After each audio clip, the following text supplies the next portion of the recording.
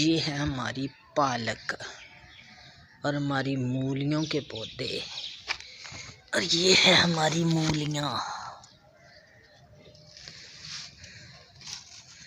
ये भी मूलियाँ हमारी। ये भी मूलियाँ। और ये है मोंगरे।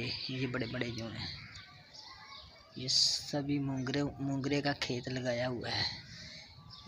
ये मूली और ये पालक का खेत है। पालक हमने 3 बार काट कर पका ली सालन इसका। और ये भी है मोंगरे। ये फूल लगे हुए हैं मोंगरों को। ये आशा के दादा अबू बैठे हुए हैं दूर। और ये है मेथी का खेत।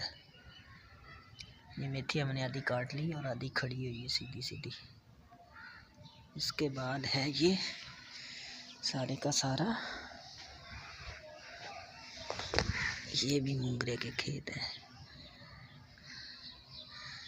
ये मोंगरे के फूल लगे हुए हैं। और ये सब्ज़ धनिया।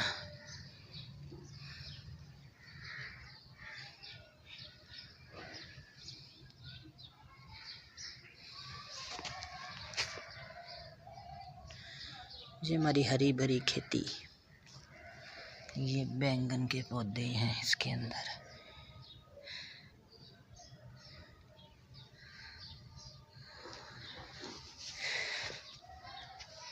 ये मेथी और ये साथ साथ मोंगरे।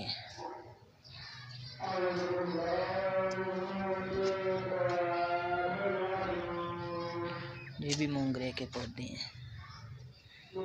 ये भी